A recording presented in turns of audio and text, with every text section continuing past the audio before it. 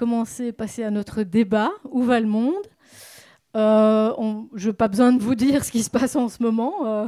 Les nouvelles du jour sont nucléaires. Et peut-être qu'on va commencer par Jean-Dominique, une question générale. Super, bah écoute, merci beaucoup pour l'invitation. Ravi d'être avec vous malgré ce réchauffement climatique qui nous fait transpirer. Sans lui, il ferait 2 ou 3 degrés de moins, donc quand même, faites un effort. C'est à cause de vous si on transpire. Mais pour revenir à la question très sérieuse que tu évoques, oui, je vais faire un commentaire très général, mais à partir d'une épiphanie que j'ai eue récemment au Québec. Et c'est parti, alors je ne sais pas si c'est une fake news que Liliane m'avait donnée ou si c'est moi qui avais mal compris, mais Liliane nous a proposé très vite une compréhension géniale sur la crise en cours, qui est le concept des cellules imaginales. Lorsque la chenille entame son processus de transformation pour devenir papillon, il y a des nouvelles cellules qui apparaissent, qui ne sont plus celles de la chenille, et avais-je cru à tort, le système immunitaire de la chenille essaye de les détruire. Jusqu'au moment où il y en a suffisamment qui apparaissent et surtout elles arrivent à se mettre en lien d'une manière où ça peut prendre pour conduire au magnifique papillon.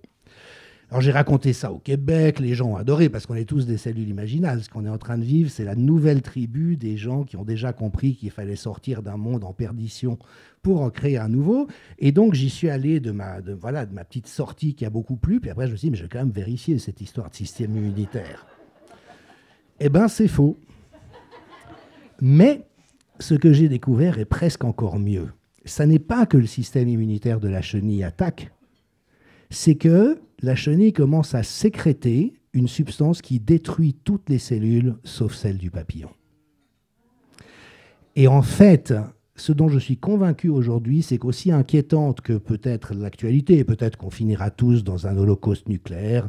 Comme je vous le dis, moi j'ai beaucoup de confiance quant à la dimension spirituelle de la vie, donc je crois que de toute manière, même si notre corps physique mort, c'est pas plus grave que ça aide quand même à vivre les événements. Mais au-delà de ça, je pense que cette question lancinante qui nous hante, qu'est-ce qu'on peut faire ? Effectivement, n'est plus d'actualité. Ce que nous avons à le faire pour entretenir notre bien-être de cellules de papillons.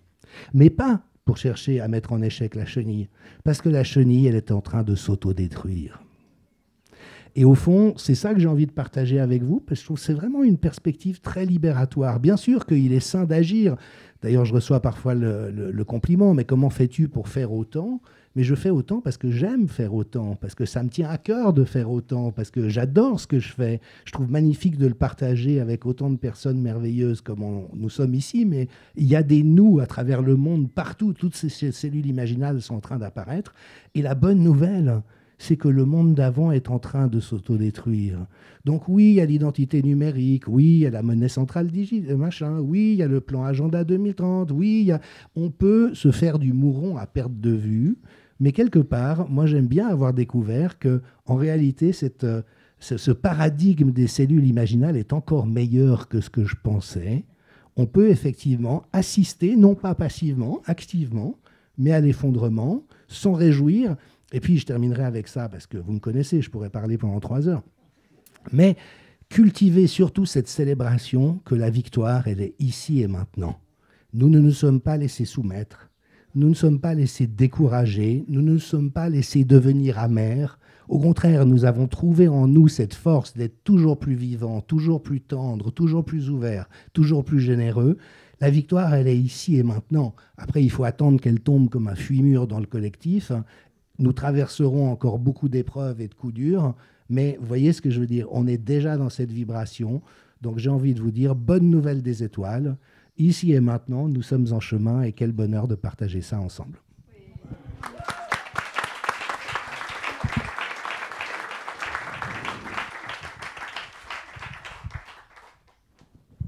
Merci.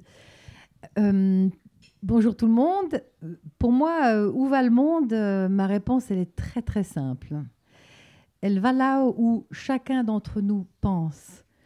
Pour moi, le départ d'une histoire, c'est la pensée, c'est ce qui se vit en soi, à l'intérieur de soi. Et ce sur quoi je mets mon attention va être porteur et va générer sa réalité. Donc, premièrement, raison pour laquelle j'essaye de partager un journalisme porteur d'espoir, parce que c'est là-dessus que je mets mon attention sur la beauté humaine, où qu'elle soit, même au cœur des conflits armés, même au cœur de l'absurde, même au cœur de l'horreur et des abus. J'arrive toujours à me frayer un petit passage, comme un minuscule ruisseau qui cherche à rejoindre l'océan par-dessus tout. Et cet océan, c'est celui auquel j'aspire, moi aussi, qui est cette source qui nous habite tous et dont nous sommes tous une minuscule expression. Et pour tout vous avouer, c'est vrai que pour moi, en tant que journaliste aujourd'hui, je passe un cap, on va dire, compliqué, parce que ce champ d'exploration de la beauté se rétrécit néanmoins énormément en ce moment. Ça fait 30 ans que je suis sur la route dite de la joie, où j'essaie de partager un journalisme d'information par l'inspiration et l'exemplarité, mais aussi un journalisme réaliste, basé sur des faits, qui est aussi critique. Mais j'ai toujours réussi à trouver de la beauté partout, même au cœur des conflits armés, lorsque j'étais déléguée du CICR en Iran, en Irak, au Kosovo, etc. Et aujourd'hui, je me remets un peu en question. C'est pas facile parce que je vois que mon périmètre se rétrécit, en fait, énormément pour trouver cette beauté. Et je rejoins complètement la proposition de Jean-Dominique, c'est qu'il ne nous reste plus que le ici et maintenant. Donc aujourd'hui, je ne peux plus que témoigner de ma présence ici avec vous en ce moment, dans ce pays merveilleux, où tout semble encore en apparence dans une forme de stabilité et d'harmonie. Et je n'ai plus que ça, en fait, à attester. Ça devient vraiment compliqué de commenter et d'amener mes lecteurs, ou nos lecteurs, bien sûr, puisque je collabore avec Essentiel News, avec bonheur d'ailleurs, merci, d'amener nos lecteurs sur un chemin le plus réaliste possible et le plus vrai possible. Et qu'est-ce qu'il reste de vrai ? Eh bien, c'est cette réalité tangible ici et maintenant. Et puis, encore, puis après j'aurais tout dit. Ce que j'observe aussi, on en parlait tout à l'heure avec Jean-Dominique, où va le monde ? Pour moi, en tout cas, il va dans deux directions évidemment principales. Alors, il va dans autant de directions qu'il y a d'êtres humains sur la Terre, on est bien d'accord, mais quand même, il y a des orientations collectives prédéfinies. Et je pense qu'on est vraiment à un carrefour décisif aujourd'hui entre faisons-nous le choix de l'homme augmenté ou de l'homme conscient. Et alors, il y a un train, il y a un TGV qui part vers l'homme augmenté, vers l'homme qui, finalement, ne compte que sur les artifices pour aller vers le progrès humain. Mais c'est un progrès que je considère artificiel.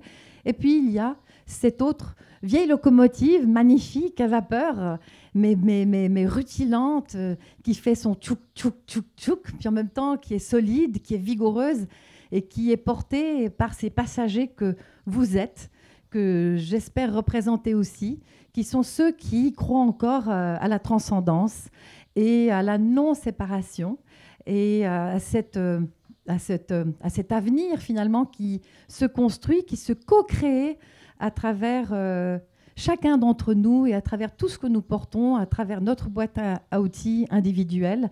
Et cette réalité-là, elle est merveilleuse. Je mets toute mon attention là-dessus, raison pour laquelle aussi je ne veux plus servir un journalisme qui cherche à convaincre qui que ce soit de se réveiller ou de penser autrement. Ça, j'ai abandonné. Maintenant, je mets vraiment mon attention sur des gens comme vous qui ont envie d'aller plus loin, qui ont déjà compris qu'on est dans un narratif, qu'on est sur une scène de théâtre, mais qui ont envie de vivre et de célébrer la vie là où elle est encore vraie, là où elle est encore palpitante. Voilà, merci.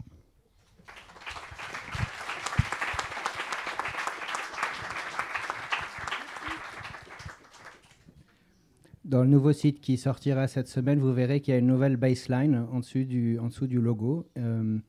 Et ça va être écrit l'info derrière l'info. Et ça traduit un changement ou une évolution de fond qui ne débute pas cette semaine, mais qui a commencé déjà depuis peu après mon arrivée, mais ça avait déjà commencé même avant. Et je vais juste dire un mot là-dessus parce que ça c'est directement congruent avec le sujet dont on parle. On a exprimé là des vérités d'ordre 4, de nature idéaliste, platonicienne, spirituelle. Et effectivement, lorsqu'on est dans une démarche de recherche de vérité, c'est là qu'on arrive. On finit par se rendre compte qu'on est dans une espèce de rêve merveilleux qu'on appelle la réalité et qu'on est capable de totalement lâcher prise, de s'abandonner, de vivre dans la confiance. Et ça, c'est magnifique, c'est une excellente nouvelle. Ceci dit, il n'y a pas grand-chose à dire de plus que ça. Et donc, on ne va pas écrire article sur le niveau 4. De toute façon, c'est un niveau qui est incommunicable.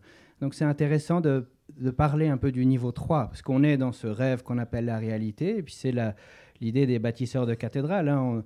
On n'a pas besoin d'une cathédrale, mais c'est quand même bien de le faire si on est capable de la bâtir. Ou la science, c'est pas parce qu'on est dans un rêve ou dans une existence dont l'ontologie est onirique qu'on n'agit pas. Dans un rêve lucide, on agit, on va voler, on va découvrir, on n'est pas là à bouder dans un coin parce que c'est pas tout à fait réel. Et donc la science, c'est ça. Donc l'info derrière l'info, c'est dans le contexte de ce rêve, débarrasser de la peur. On sait qu'on a besoin de rien, on vit dans le ici et le maintenant, on va quand même chercher à comprendre la réalité dans laquelle on se trouve. Et ça, c'est très intéressant à faire. Et s'il n'y a plus de peur, on peut examiner des idées qui sont extrêmement hétérodoxes. Et personnellement, c'est ça ce qui m'intéresse, c'est de le faire toujours sans certitude, parce que je suis sûr de rien. Donc par exemple, dans l'article Kai-Fabé, j'ai juxtaposé des images de Yuri Gagarin et Neil Armstrong. Allez voir cet article, j'ai rien affirmé, j'ai dit regardez, de côte à côte, Yuri Gagarin qui était le Neil Armstrong soviétique finalement.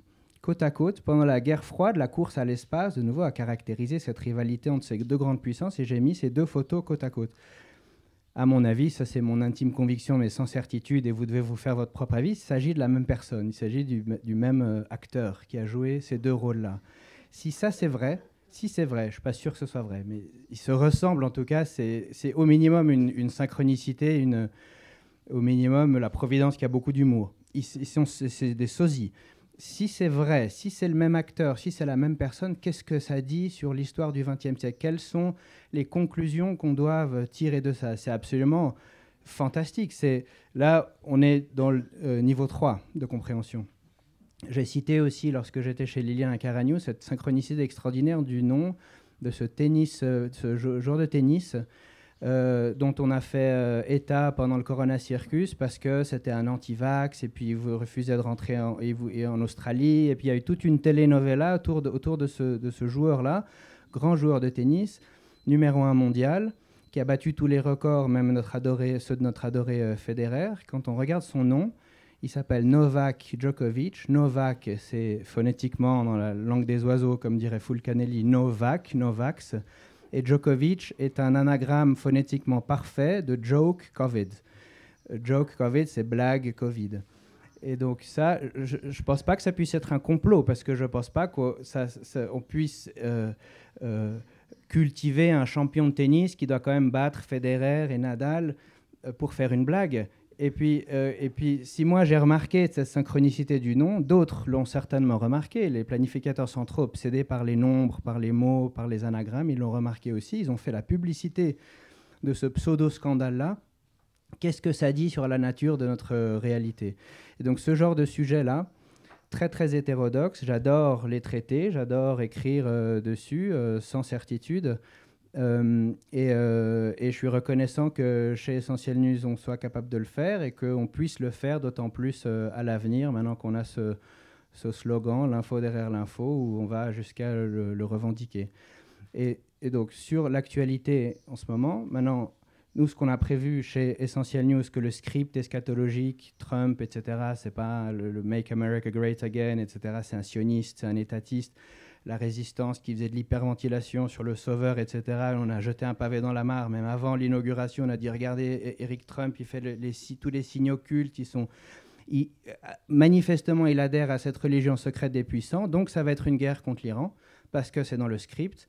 Maintenant qu'on a la guerre contre l'Iran, dans la résistance, il va y avoir une grande remise en question. Qu'est-ce que ça veut dire, surtout ce feuilleton de la persécution de Trump, toute cette publicité qu'a faite le mainstream media à Trump, sous prétexte de le critiquer, qui a conduit à son élection. J'espère que dans la résistance, on ne va pas tomber dans le piège de Obama, où il y a beaucoup d'anti-guerre américains, les Michael Moore américains, qui sont restés férus d'Obama, alors que c'était un des plus grands criminels de guerre de l'histoire américaine récente. J'espère que dans la résistance, il y aura une remise en question. Tiens, on a pensé que c'était un sauveur, maintenant on a la preuve que ce n'est pas le cas. Il ne s'agit pas que d'admettre que ce n'était pas le cas. Il s'agit de revenir en arrière et de dire tout ce reverse psychology, cette psychologie inversée, cette persuasion de niveau 1 qui a eu lieu où on m'a fait croire que c'était l'ennemi du système, alors qu'on a prouvé désormais que c'est un agent du système et que certainement que son élection a été scriptée depuis le début. Cette remise en question-là, elle va être passionnante et on va s'efforcer d'y contribuer, de parler de cette psychologie inversée. Que si quelque chose est à la télé, dans les médias, tous les jours, toute la journée, tous les jours, que ce soit sous les louanges ou sous les critiques, ça fait partie du narratif, ça fait partie du script, et donc on va insister là-dessus. On va, en tout cas pour ma part, continuer à écrire à niveau 3, niveau 2, et je suis très content qu'on puisse le faire.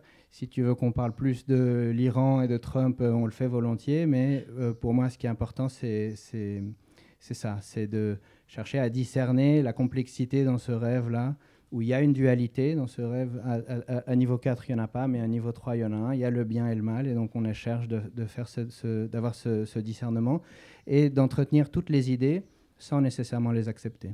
Merci. Juste, pour toi, où va le monde? Où va, pour toi, Ikaros, où va le monde? Personne n'a cherché à répondre à cette question encore, donc je veux bien être le premier à essayer de le faire, mais c'est rien de nouveau. On est gouverné par des puissants qui adhèrent à une religion, qui est une religion de fin des temps. On connaît tous différentes religions de fin des temps, les raéliens, les machins, le temple solaire, etc. On en rigole, sauf que le monde est malheureusement gouverné par une secte qui adhère à ce genre d'obscurantisme de l'âge de bronze. Et donc dans leur script, il y a une guerre qui doit avoir lieu, une confrontation entre l'Est et l'Ouest, un clash de civilisation avec l'islam.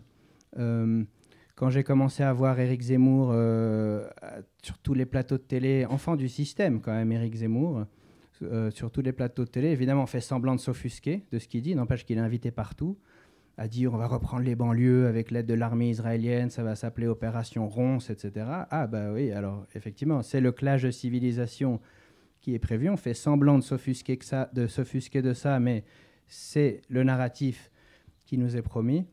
Et donc, il va falloir faire attention de ne pas tomber là-dedans, dans cette dialectique, cette fausse dialectique. Clash de civilisation avec l'islam, conflit Est-Ouest, il y a une dimension hermétique.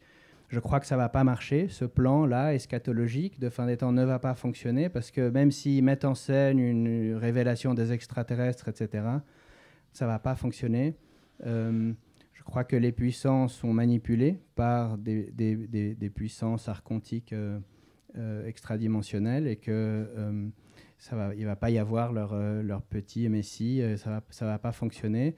Et ils cherchent à créer un faux éveil, ça va finalement conduire à un vrai éveil. Et en attendant, il ne faut pas participer, retirer son consentement, ça veut dire ne pas profiter des fruits d'un système dont on sait qu'il est esclavagiste et qu'il est corrompu. Merci. Une des choses pour moi qui est importante là-dedans aussi, c'est l'attitude intérieure, l'attitude que nous essayons d'adopter à la rédaction, mais qu'on sent aussi et qu'on a envie de transmettre et de partager. C'est-à-dire qu'effectivement, on s'intéresse à différentes mises en scène. On a un scénario A, on va dire un plan A, par exemple, voilà, l'agenda 2030, Davos, etc., tout l'agenda de contrôle, de centralisation. Et puis de l'autre côté, il y a un plan B qui apparaît, mais où finalement, sous prétexte de sécurité, sécurité sanitaire, de compétition, de concurrence, etc., on va quand même mettre en place les mêmes systèmes de surveillance. C'est toujours l'armement, les mêmes industries, etc., qui vont en profiter. Donc on voit bien qu'il y a un plan A, un plan B.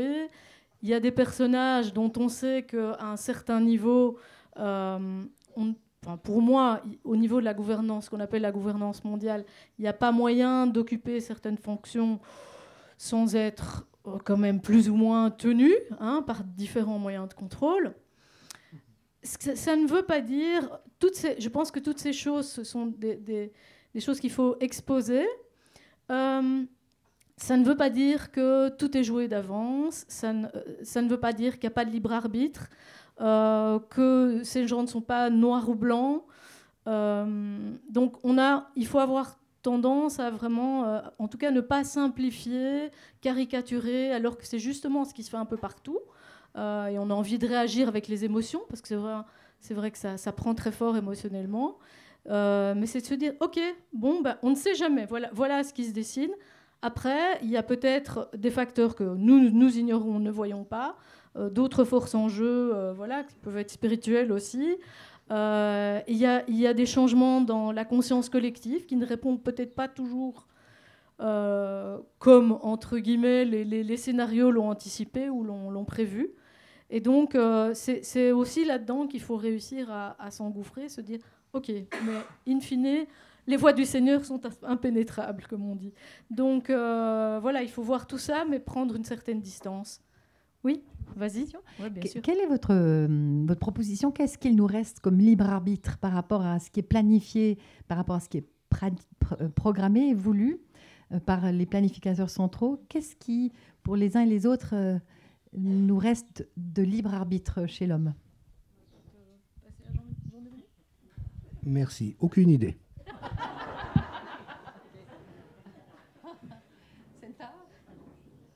Pour moi, c'est un peu le sens, c'est un peu le sens de la vie, de l'évolution de l'humanité. Je crois profondément que le sens profond de l'être humain, c'est la liberté. Et la conscience, c'est la liberté. Donc, je pense que là, en ce moment, malgré tout ce qu'on voit, justement, c'est en train d'émerger. Malgré ou à cause de tout ce qu'on observe, justement. Et tout ce qui se passe aujourd'hui, toute la censure qu'il y a sur Internet et compagnie, elle nous fait oublier que nous sommes des millions à être devenus des médias, quoi. Et donc, aujourd'hui, en fait, c'est extraordinaire.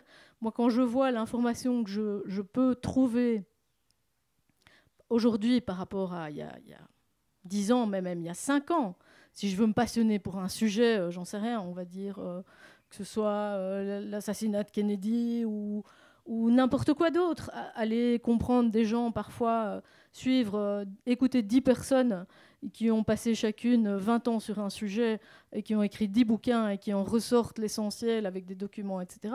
C'est extraordinaire. En une semaine, je suis à même de comprendre le résultat du travail de centaines d'autres personnes pendant des années. Donc moi, je pense que ça, c'est quelque chose de libérateur. Et donc, pour toi, qu'est-ce qu'il reste comme marge de libre arbitre? Je vois pas la marge. On l'a toujours, le libre arbitre. Ok. Non, à 100%. Dans la mesure où, à partir du moment où on n'a plus peur, je pense que si on a de l'information, ça favorise le libre arbitre. Voilà. Moi, je dirais que le libre arbitre est inversement proportionnel à la mesure dans laquelle on a délégué sa conscience, son discernement et sa voix intérieure finalement à la horde qui peut être représentée par un gourou, un prêtre, une institution, etc. Et donc les humains dits domestiqués, les porteurs de muselières quadruples injectés, qu'est-ce qui s'est passé chez eux? C'est qu'ils ont délégué, comme un animal domestique, à déléguer, mais sans hostilité, j'établis un fait, c'est la définition du conformisme. La domestication est un mécanisme psychologique ancien, très bien connu, cultivé. Il y a un programme de domestication en cours dans le monde, on peut le dire. Ça ne veut pas dire qu'on on déteste les animaux domestiques ou les humains domestiques, pas du tout, au contraire. Mais il faut quand même dire la vérité dès lors qu'on est dans une démarche de recherche de vérité. Donc la domestication implique la délégation de son discernement, de sa conscience et donc de son libre arbitre à la horde, au berger, à l'institution, à l'église, à l'État, etc. Et donc on n'a pas tous le même libre arbitre. Et d'ailleurs, quand on va jusqu'au fond des choses, si on cherche vraiment au fond notre souveraineté, la chose, qu'est-ce que je sais, il n'y a qu'une seule chose que je sais, c'est que je suis et que je ne sais rien.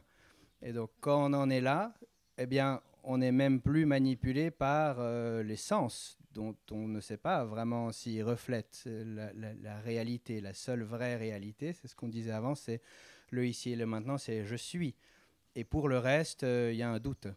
Et donc le libre arbitre, à moins d'être à ce niveau-là, il n'est jamais absolu, parce qu'on est manipulé, évidemment par la télévision au niveau zéro, mais en fin de compte, même si on est dans une démarche de recherche de vérité, à moins qu'on soit dans une compréhension, une autoréalisation complète, ce qui est pas mon cas, eh bien on a un déficit de libre arbitre.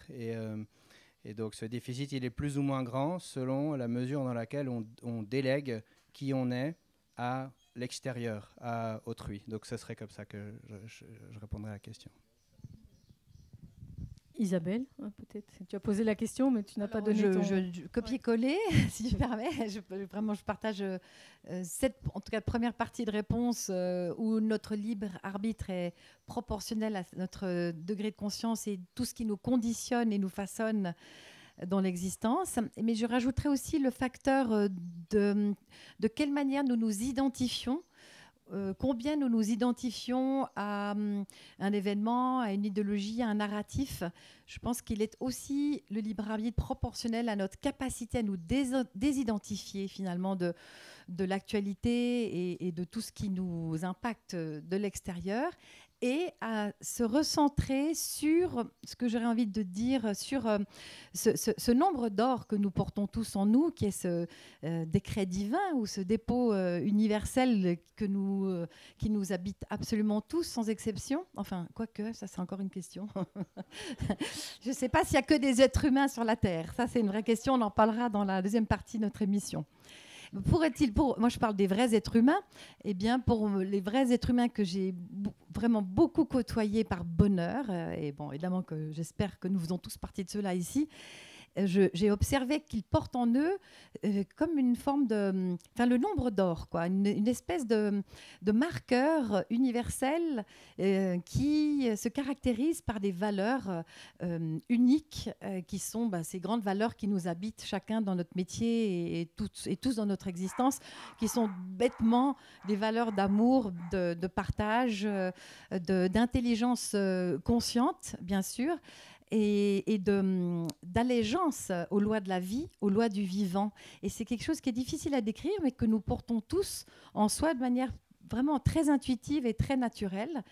Et quand on s'incline devant ce nombre d'or intérieur, avec une forme de paramétrage, c'est même pas du paramétrage en fait, c'est naturel, c'est là, voilà. C'est difficile à le décrire et à le définir, mais cette référence spirituelle qui nous habite, eh bien, quand on se centre sur elle et que nous nous dépossédons de notre ego et de toutes nos fabrications intellectuelles, de toutes nos formes d'identification finalement, quand on se laisse traverser par ça, avec un grand C, eh bien, je pense que finalement, la question du libre arbitre ne se pose plus, parce que c'est...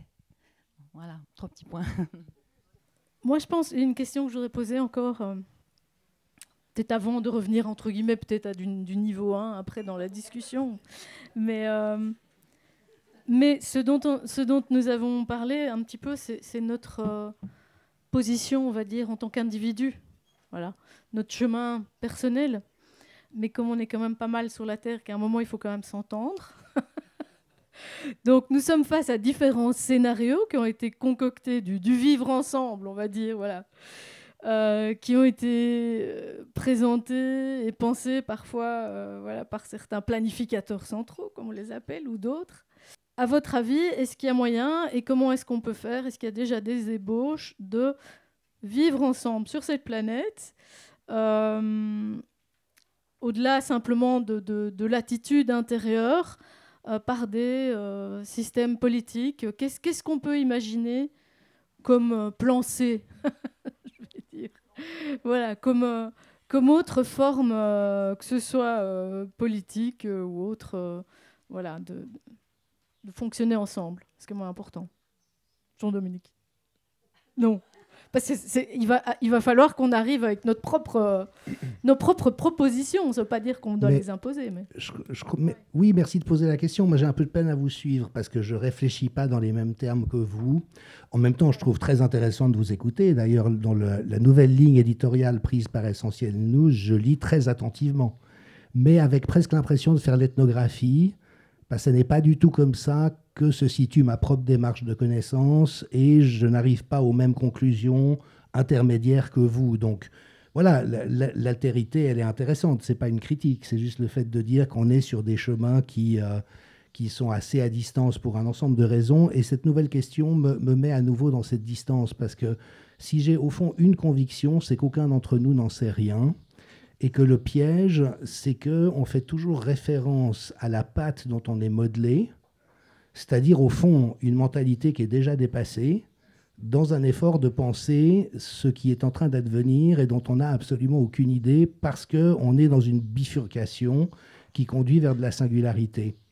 Et donc, par rapport à ça, je ne sais pas dans quel niveau je me situe, mais moi, j'essaye de toujours rester fidèle à ma propre démarche de connaissance, qui est phénoménologique. Donc, j'observe les éléments concrets qu'il y a dans la réalité. Ça, c'est des éléments probants. Quand quelqu'un dit quelque chose, quand Brigitte fout une baffe à Emmanuel, OK, ça, c'est concret. Ça s'est vraiment passé. Ça a peut-être été scénarisé. Ça s'est passé dans l'ouverture de la porte d'avion. Il y avait des photographes derrière. Donc, comme tout de suite, on nous a dit « mais non, c'était pas une baffe, ils ne se sont pas chamaillés », je me dis peut-être que c'était scénarisé pour générer le clivage. On vous montre quelque chose et on vous dit « non, non, non ».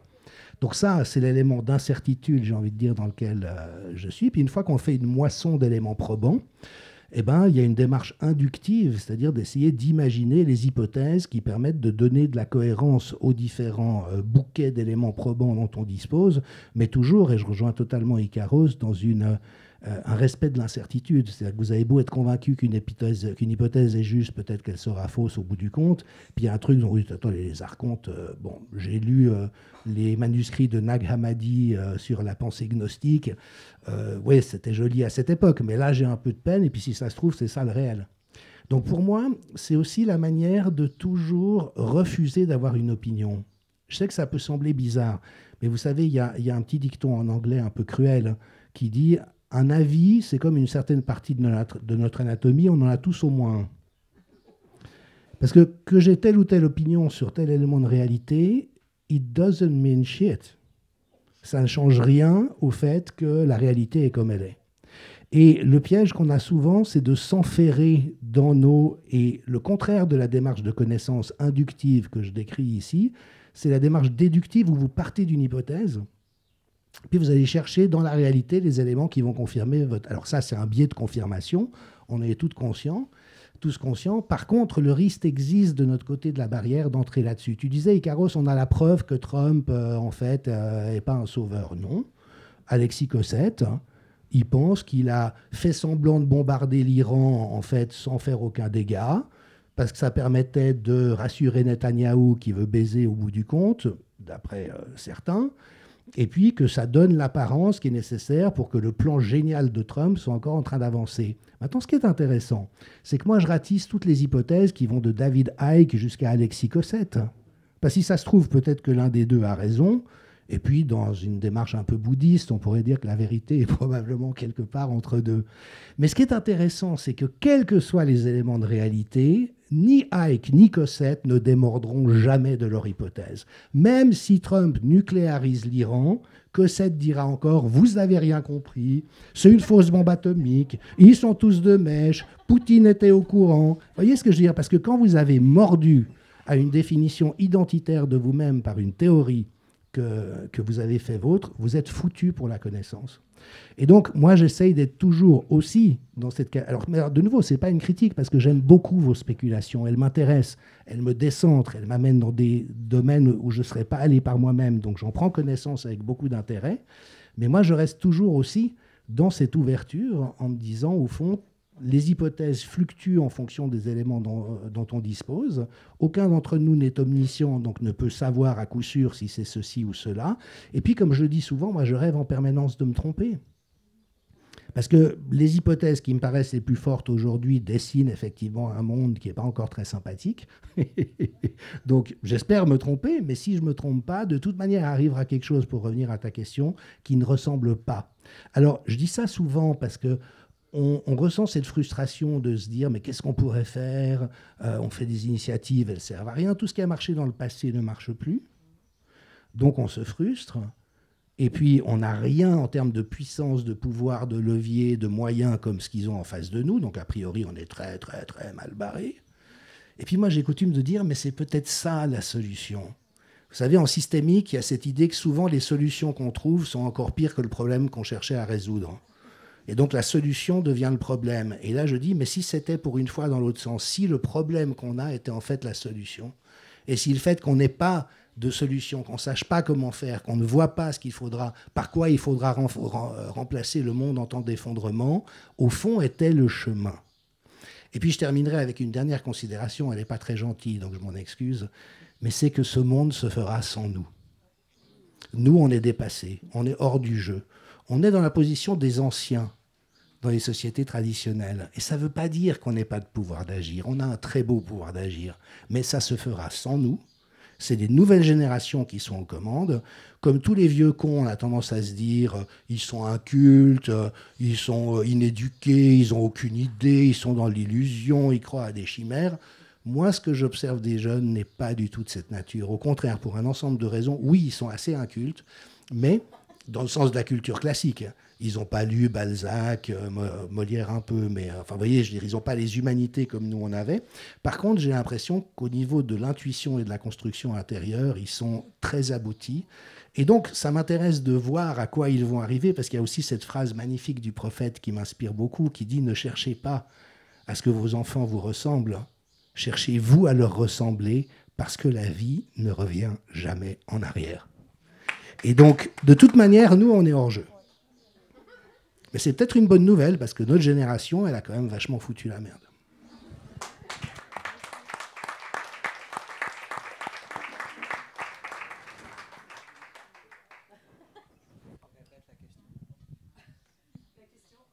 La question, c'était, est-ce qu'on a des pistes pour un nouveau vivre ensemble par rapport à tous ces plans dont ça, c'était la question de départ. Après, bon, Jean-Dominique nous a emmenés ailleurs.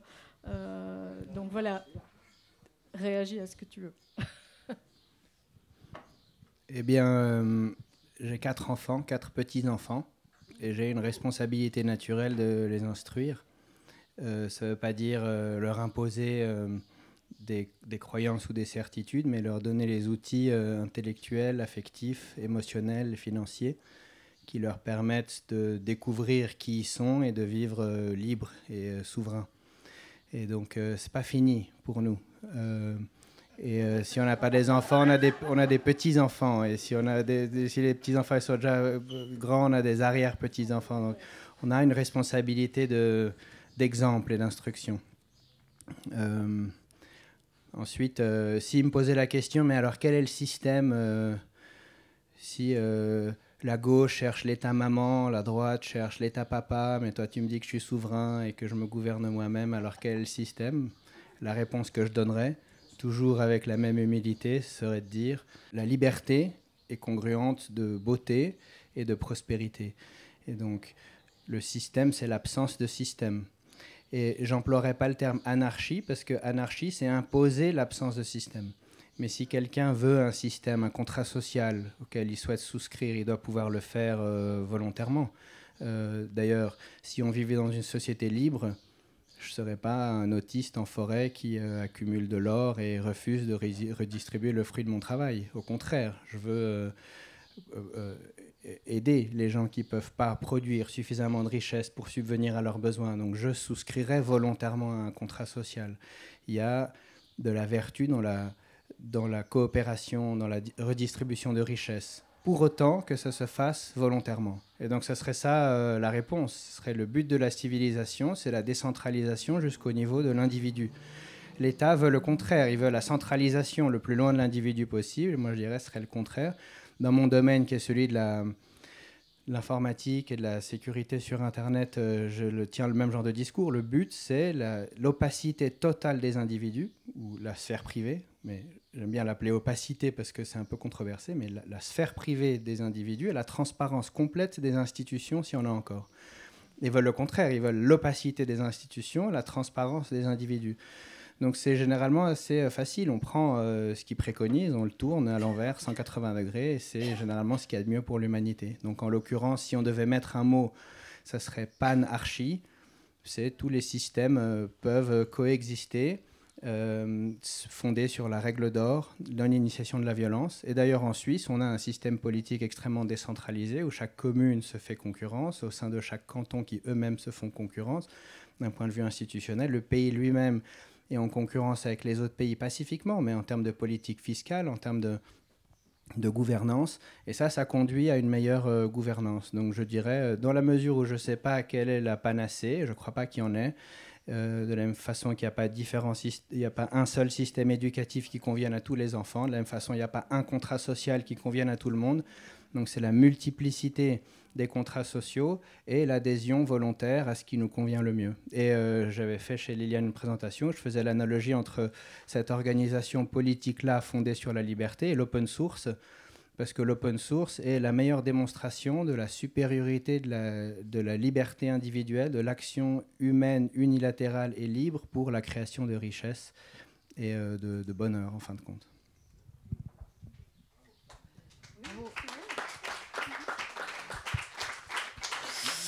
Alors pour moi, la société idéale, et je vais m'en expliquer, c'est moi, c'est toi, c'est toi, c'est toi, et c'est chacun d'entre vous réduit au périmètre de qui vous êtes et qui nous sommes. Je m'explique.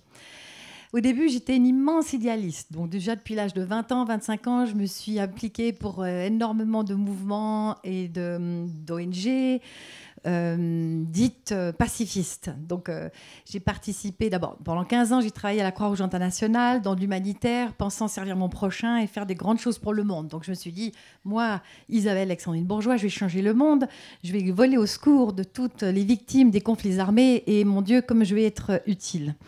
Eh ben, il m'a fallu finalement assez peu de temps pour me rendre compte que je n'étais là que pour soulager ma conscience, me rendre utile et finalement servir mon ego.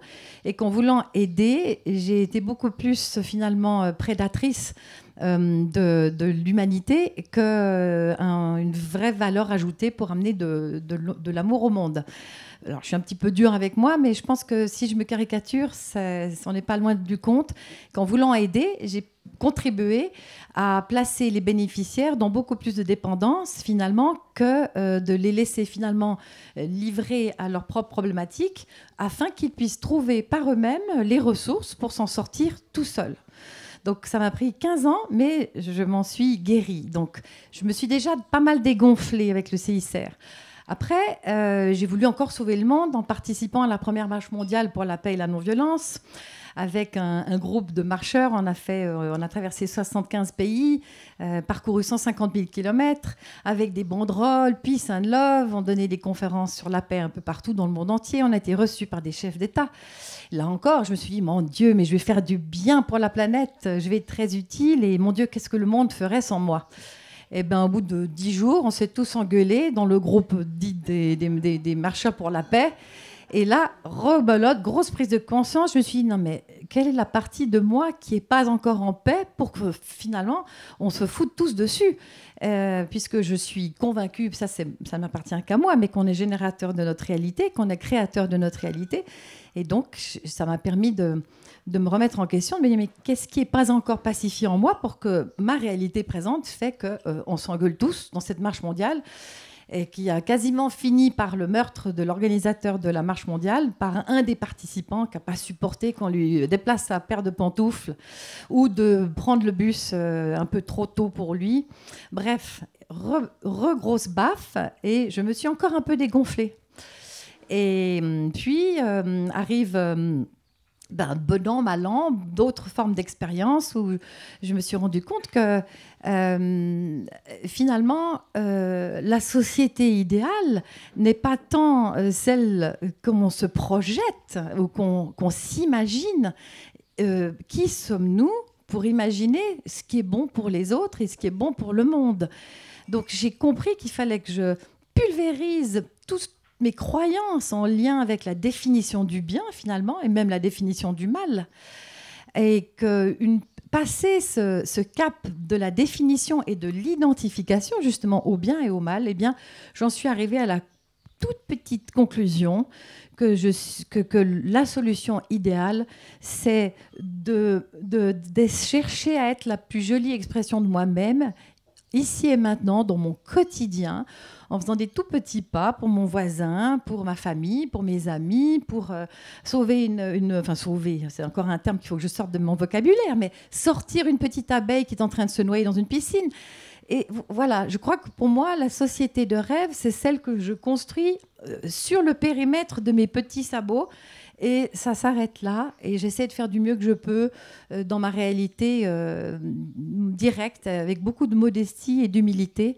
Et je continue à essayer de broyer les parties égotiques de ma personnalité pour n'être plus que... Comment dire, plus que la vie en mouvement, en ombre comme en lumière, avec nos points forts et nos points faibles, et s'accueillir aussi dans ces zones, dans ces contrastes. Parce que finalement, si la saveur de l'existence n'était pas finalement dans l'appréciation de ces contrastes, c'est vrai que grâce, entre guillemets, aux guerres, eh bien, j'ai pu, tout du moins l'ai-je cru, me rendre meilleure. S'il n'y a pas de guerre, comment est-ce que j'aurais façonné, amélioré, toiletté la texture de mon âme et de mon être? Donc je remercie aussi les bourreaux et les faiseurs de guerre, en ce sens qu'ils m'ont permis de me désidentifier de mes définitions du bien et du mal, et puis de me rendre un petit peu meilleure, mais surtout de me désidentifier à toute forme de croyance et à toute forme de définition. Et donc je n'ai plus que cette réalité ici et maintenant, qui fait foi au propre comme au figuré.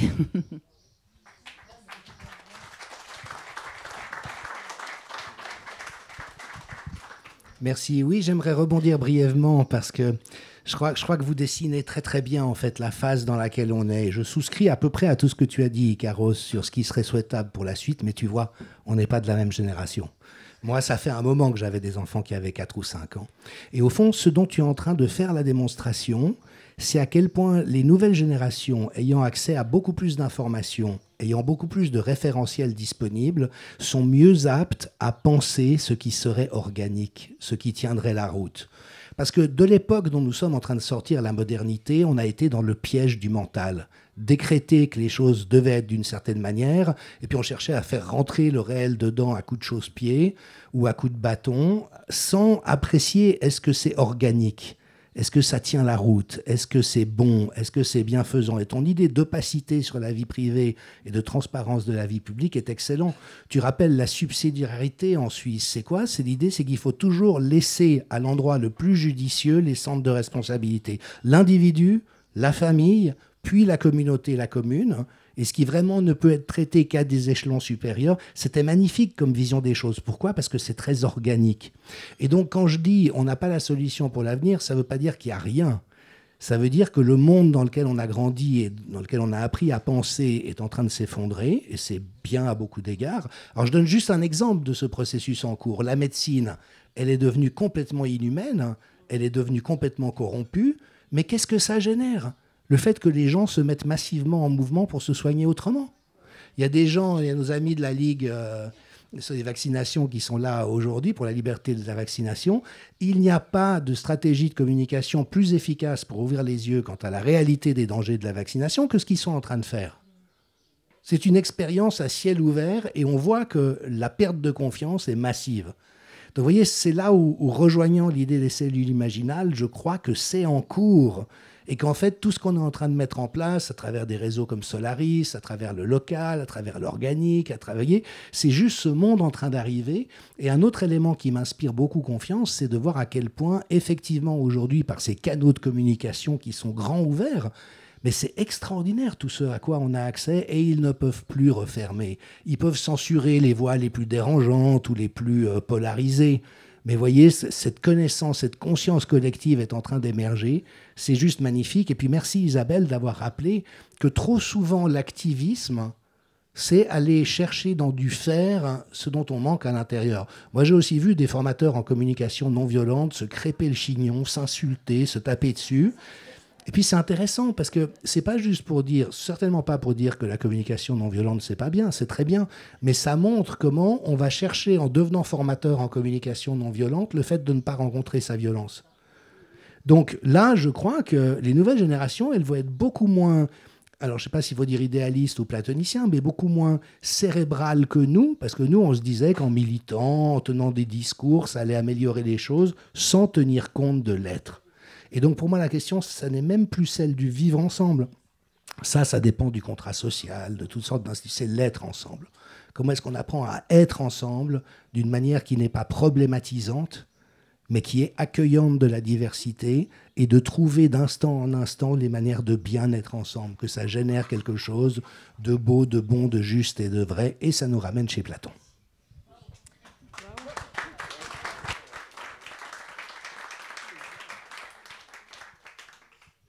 Moi qui ai deux jeunes, 21 et 23 ans, je remarque une chose vraiment qui confirme ce que tu dis, c'est être ensemble.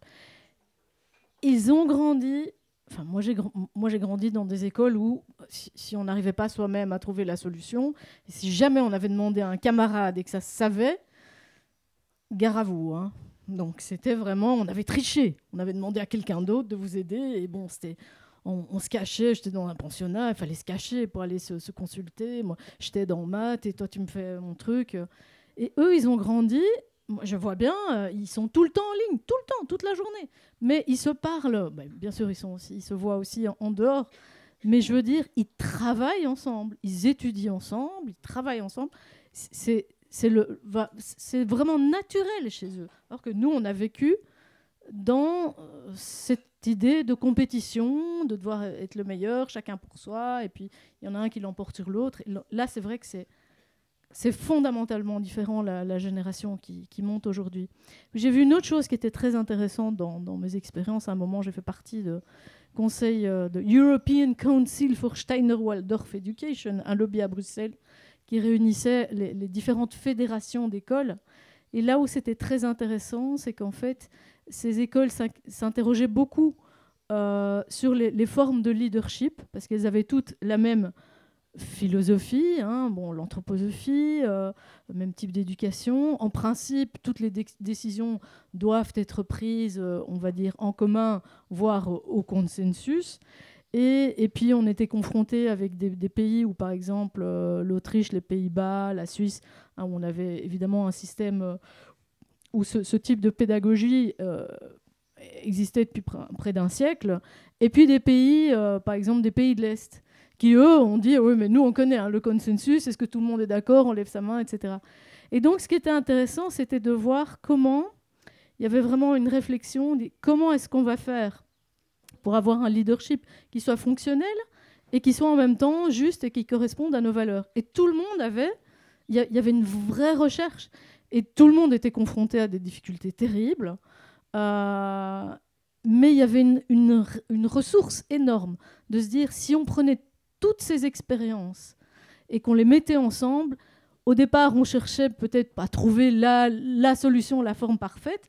Et au bout d'un moment, on se rend compte que nous, en fait, ce qui est important, c'est de partager nos expériences et que d'un contexte à l'autre, moi, j'étais justement, on va dire, dans la direction, on va dire, si on peut dire, parce que soi-disant, il n'est pas censé en avoir une, mais à un moment, il faut bien qu'il y en ait une quand même, de mon école. Et je vois bien qu'en fonction des gens qui composaient tout simplement l'école, les professeurs, etc., eh ben, c'était pas nécessairement une forme, on va dire, de gouvernance ou de leadership ou d'organisation qui prévalait, mais que c'était vraiment l'idéal, en fait, c'est que c'était quelque chose qui devait s'adapter.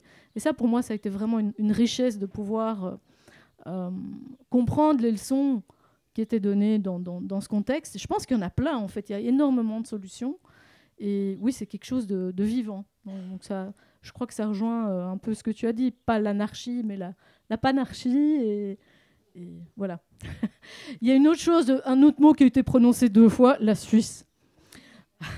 Et moi, je pense que j'étais en train de me faire la réflexion, si j'étais pas en Suisse, on n'aurait pas la même conversation aujourd'hui. Il y a quand même une conscience particulière, moi qui suis belge, je vous le dis, il y a un esprit particulier en Suisse. Il y a cet esprit d'autonomie, de liberté, d'indépendance, de neutralité, de réflexion, de devoir souvent voter, s'exprimer. Alors, où va-t-elle? Ça, c'est la question qu'on peut se poser aujourd'hui. Mais c'est dans l'esprit, c'est dans la culture, par rapport à des pays où on l'a jamais... Enfin, je veux dire, où c'est plus ou moins absent. Et donc, je pense qu'il y a un rôle vraiment important de la part de la Suisse. Et là, je vais m'adresser aux Suisses. Où est-ce qu'on en est aujourd'hui et quel est ce rôle et comment est-ce qu'on... Voilà, il est confronté à quelques dangers, je pense. Voilà, est-ce qu'on peut parler un petit peu de la Suisse? Je ne sais pas qui veut commencer. Isabelle, un de vous trois. Ikaros. Ah, ouais. Et puis après, quand même, les questions. Tu me permets de faire une aparté avant de répondre sur la Suisse, parce qu'on m'a posé la question tout à l'heure au buffet, et c'est un sujet qui est à l'intersection parfaite entre ce dont on a parlé en termes de délégation de sa conscience et de où va le monde. Et ce sujet, c'est celui de l'intelligence artificielle. Et je ne vais pas déblatérer des platitudes que tout le monde a déjà entendues. La première chose que je veux dire, c'est que je suis la personne la plus anti-gadget que vous rencontrerez jamais. C'est pas demain la veille que j'aurai une voiture qui conduit toute seule. Je déteste les smartphones. J'ai pas de télé à la maison. Je suis extrêmement sceptique du Wi-Fi, etc. Pourtant, je suis ingénieur de l'EPFL et je travaille dans la technologie. Donc, je suis pas du tout gadget. Et pourtant, l'intelligence artificielle et les nouveaux modèles de langage relèvent, à mon avis, de la science-fiction complète. Donc, c'est pas un hype. C'est vraiment, vraiment révolutionnaire, quasi eschatologique. Quand on parle de singularité, voilà le scénario qui conduit le plus vraisemblablement à une espèce de singularité. Pourquoi j'aborde cette question de l'intelligence artificielle? C'est parce que ça va être extrêmement facile précisément de déléguer ses goûts, sa conscience, son discernement à l'intelligence artificielle. C'est extrêmement facile à faire, de demander à la machine ce qu'on a envie de manger ce soir, ce qu'on devrait faire pour sa santé, et ceci et cela. Donc c'est non seulement l'institution qui va le faire en termes de décision judiciaire, par exemple en termes de loi, c'est l'intelligence artificielle qui a décrété ça, c'est forcément mieux, ça échappe à notre entendement, mais on peut totalement déléguer son discernement qu'au niveau individuel. Alexa, qu'est-ce que j'ai envie de manger ce soir? Quelle est la musique à laquelle je dois écouter? Ça a déjà commencé, quand on délègue à Spotify le choix de la musique qu'on va écouter, c'est déjà ce qu'on est en train de faire. Et donc l'intelligence artificielle a ce caractère accélérationniste où vraiment ces deux humanités-là qu'on distingue. Je ne pense pas qu'il existe des zombies philosophiques, mais il y a des humains, donc je pense que tous les humains ont une âme, même si c'est un vieux débat et qu'il est légitime, tous les humains ont une âme, mais il y a une partie de l'humanité qui, à ce stade, a totalement délégué sa conscience. La télé leur dit « le ciel est jaune », répète, ils répéteront.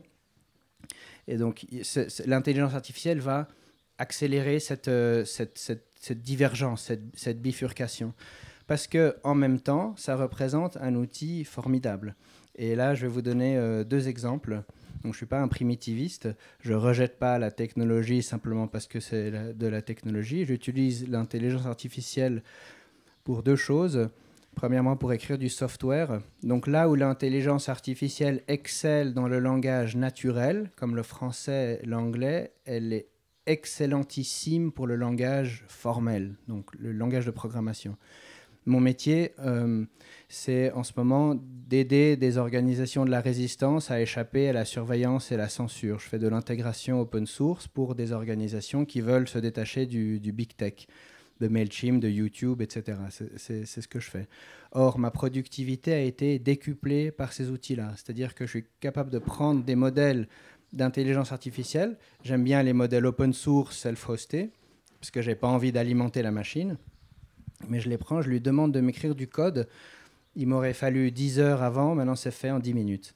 Et ça, je le mets au service des organisations qui font de leur mieux pour diffuser leur compréhension de la vérité. Ça, c'est utile, du coup, à l'humanité. C'est véritablement émancipateur. Un deuxième exemple, c'est un élève que je suis dans le village en montagne où on habite. Il y a un élève un étudiant qui était au lycée, puis ils ont cherché à lui imposer la muselière à l'école, donc il a quitté le lycée. Il est allé passer 1 an dans un monastère Shaolin, faire du kung-fu et du bouddhisme zen pendant 1 an, en autarcie complète, vivre comme un ascète. Donc j'ai beaucoup d'admiration et de respect pour ça. Et, au moins, il n'a pas dû porter la muselière là-bas.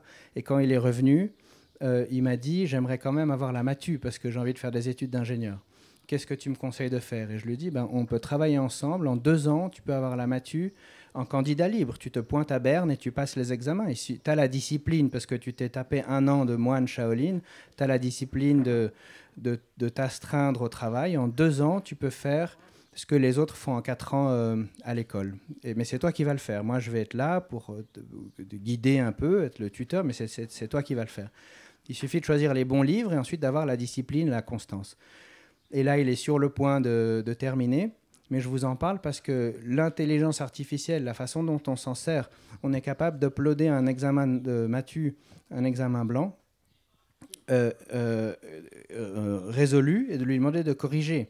Il va corriger, mais avec un niveau de qualité. Évidemment, je vérifie que les maths, elles sont correctes. 99% du temps, c'est parfaitement correct. C'est comme avoir un professeur, mais qui travaille en quelques secondes. Il peut corriger l'examen, il peut donner la solution circonstanciée si elle est incorrecte, et il peut générer 10 examens semblables en quelques minutes. Et donc, s'il a un livre à lire pour ses examens oraux, évidemment qu'il faut lire le livre, mais si on demande à l'intelligence artificielle à l'avance, on fait le prompt bien, résume-moi le livre, les concepts essentiels, les concepts dans le contexte de la pensée de l'auteur, la pensée de l'auteur dans le contexte de son milieu et de son époque, il vous fait un résumé de 3 pages. Si on lit ces 3 pages avant d'aller effectivement lire le livre, on est infiniment plus productif et ensuite on peut travailler avec l'intelligence artificielle pour s'entraîner aux oraux. Et donc là, on l'a dompté, on a vraiment dompté le modèle, elle est à notre service. Et c'est émancipateur. On est capable en 2 ans de passer un examen de maturité qui nous aurait fallu 4 ans à l'école, se taper les cours, etc., avec toute la propagande qui vient avec, la muselière en l'occurrence. Et donc, l'intelligence artificielle vraiment représente ce thème-là qui est au point d'intersection des sujets qu'on a abordés aujourd'hui. Et on ne peut pas se poser la question de savoir où va le monde sans se demander l'usage qu'on va faire de cette technologie. La boîte de Pandore est ouverte. Personnellement, je suis en faveur de la prolifération maximale parce que la régulation, ça veut dire octroyer un monopole au pouvoir. Et ça, c'est pire que tout. Et donc la boîte de Pandore est ouverte, les modèles open source existent. Le seul recours qu'on a, c'est la prolifération maximale, qu'on ait des modèles au moins aussi bons que les puissants. Par contre, il va s'agir individuellement de décider de quel côté on se place. Est-ce qu'on se fait domestiquer par l'intelligence artificielle ou est-ce qu'on la domestique soi-même? Et les deux sont possibles et ça va se faire individuellement. Mais ça, je pense que ça va aller très vite. Donc, je n'ai pas répondu à la question sur la Suisse, mais... Merci beaucoup d'avoir évoqué ce sujet, pas plus qu'évoqué, qui est essentiel. Donc, voilà, un tout grand merci, certainement. Et puis, on peut très bien continuer à en parler, parce que c'est effectivement essentiel. Sur la Suisse, je peux peut-être citer une anecdote. C'est que pendant le Corona Circus, j'ai parlé à un haut fonctionnaire de la Confédération, et il m'a dit la chose suivante, donc je ne sais pas du tout si c'est représentatif, et peut-être c'est du hopium, que c'est parce que je suis en Suisse, donc j'ai envie d'y croire, mais je partage l'anecdote et vous en faites ce que vous voulez. Il m'a dit, on est parfaitement conscient de ce qui se passe, il ne va pas y avoir d'obligation d'injection en Suisse, on est obligé de faire semblant parce qu'on est entouré par le même obscurantisme dont on a toujours été entouré, depuis les Habsbourg, les Lombards, les machins. C'est l'histoire de la Suisse depuis le XIIIe siècle, c'est ça, être entouré par des empires obscurantistes. La seule chose qu'on puisse faire, c'est leur dire « faites ce que vous voulez chez vous, mais si vous venez de chez nous, vous n'en sortez pas ». Et on fait semblant de coopérer, on coopère le moins possible, mais il n'y aura pas d'obligation d'injection. Et on a déjà un accord de libre-échange avec la Chine. On sait que l'axe atlantique est condamné. On est prêt pour ce qui vient après. Donc évidemment, ça semble optimiste et j'ai envie de croire que c'est un sentiment qui est partagé. En même temps, il y a les accords bilatéraux 3, il y a la Banque nationale suisse qui vient de mettre des taux réels négatifs, il y a l'abolition de la sphère privée financière, il y a toutes ces autres choses-là qui sont négatives, mais voilà, on les connaît toutes. Et j'avais envie de dépeindre un peu ce contraste-là. Peut-être qu'on aura de la chance, peut-être qu'une fois de plus, la Suisse sera épargnée.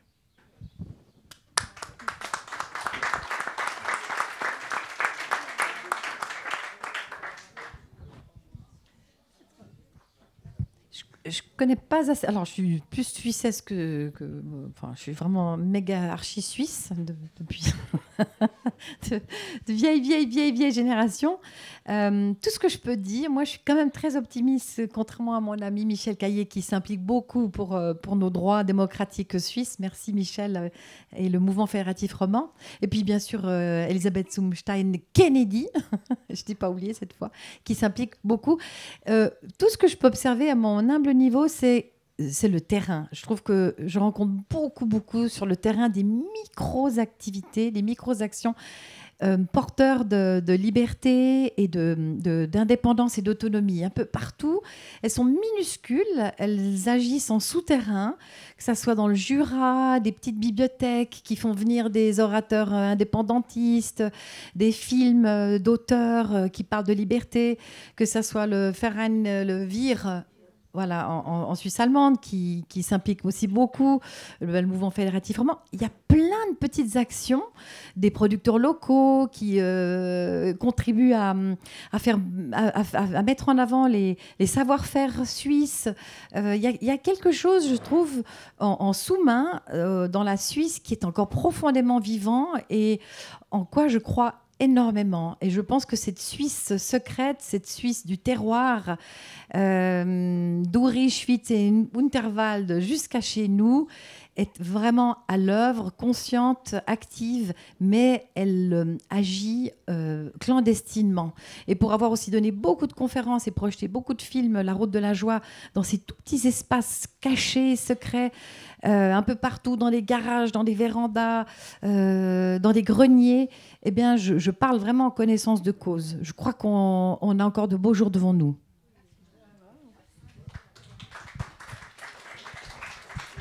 Wunderschön. Sur nos monts quand le soleil... Non, blague à part, merci. Moi, je crois qu'effectivement, chaque peuple a son génie, et le nôtre a été de trouver cet être ensemble. Comment, à partir d'une mosaïque de religions, de lieux géographiques, de langues différentes, permettre que tout s'organise en laissant le plus d'autonomie possible à chaque communauté à l'intérieur d'un tout. La Suisse n'existe pas, évidemment. On devrait être attaché à la France, le Tessin, à l'Italie, etc. Mais on a réussi à exister précisément parce que c'est ouvert la porte vers une manière d'être différente que ces espèces de grands espaces monolithiques. Et en fait, Maffezoli, qui étudie beaucoup le changement d'époque, dit que dans la postmodernité, c'est ça, c'est sortir des grands systèmes où c'est pareil pour tout le monde, parce que ça ne marche plus aujourd'hui. Ça a eu son temps, hein, la République une et indivisible en France, l'éducation nationale pour tout le monde, ok, ça a été un temps, ça a eu des inconvénients, mais ça a apporté des avantages. Et puis merci aussi, Carros, de rappeler, parce que par rapport à toute évolution technologique, c'est clair qu'on est toujours, oulala, ça va tout bousiller, alors que chaque saut technologique bouleverse un ensemble de choses, mais ce dont il est question, c'est de se l'approprier d'une manière intelligente. Donc on a beaucoup eu peur des jeunes en disant les écrans, ils seront toute la journée. Oui, il y a probablement des formes d'abus, mais parfois il faut passer par l'abus pour trouver une maîtrise. Mais on voit que l'usage qu'ils en font, notamment de cette communication et de cette grandir ensemble et dans l'ensemble assez vertueux. Et donc, je pense qu'on est comme ça dans des chocs. Pour nous, c'est effectivement un peu effrayant de voir la trahison de notre gouvernement et de nos élites, mais précisément parce qu'ils sont dans une vision du monde complètement dépassée. Ils donnent l'impression de gens sortis de leur bocal de formol qui réfléchissent encore comme dans les années 50, mais vraiment. Et alors, ils ont comme ça des projets qui, avec le modèle globalo-fasciste transhumaniste, sont très inquiétants. Donc j'espère que Michel Caillé et le mouvement fédératif roman parviendra à les mettre en échec. Mais je pense que là encore, dans la logique des cellules imaginales, ils sont en train de sécréter leur propre poison pour que ça puisse se recadrer d'une manière. Et d'ailleurs, les Français souvent nous disent « Mais parlez-nous de votre référendum d'initiative citoyenne ». Moi, je leur demande de déchanter un peu, parce que ce qu'on voit, c'est que si l'information n'est pas honnête, les gens prennent des mauvaises décisions, et le Conseil fédéral est devenu systématiquement malhonnête dans sa manière de présenter les choses, baqué par l'univers des médias. Donc si tu désinformes les gens, tu as beau leur demander de voter, tu les fais voter dans la mauvaise direction. Et puis l'autre élément, c'est qu'on sait qu'il y a au moins, comme disait Félix Leclerc, il y a 10 manières de tuer un homme, il y a 10 manières de s'asseoir sur les décisions du peuple qui ne vont pas dans le sens de l'agenda globalo-fasciste, et nos gouvernements et nos parlements les pratiquent toutes. Donc voilà, dès qu'il y a une décision qui ne va pas, alors le peuple est content, youpi, youpi, mais dans la réalité des faits, ce n'est pas comme ça que ça se passe. Par contre, ce qui est intéressant, c'est que ça ne veut pas dire que le modèle est dépassé, ça veut dire qu'il n'est plus habité, si tant est qu'il ne l'ait jamais été. Mais il n'est pas habité suffisamment. Et c'est là où peut-être, effectivement, on a trouvé, pour un ensemble de raisons à travers le temps, quelque chose qui, en fait, va être très à l'ordre du jour. Ça donne l'impression d'être dépassé, ringardisé ou même obsolète, vu que c'est vidé de sa substance. Mais parfois, ce qui donne l'impression d'être à la traîne se retrouve tout d'un coup à l'avant-garde.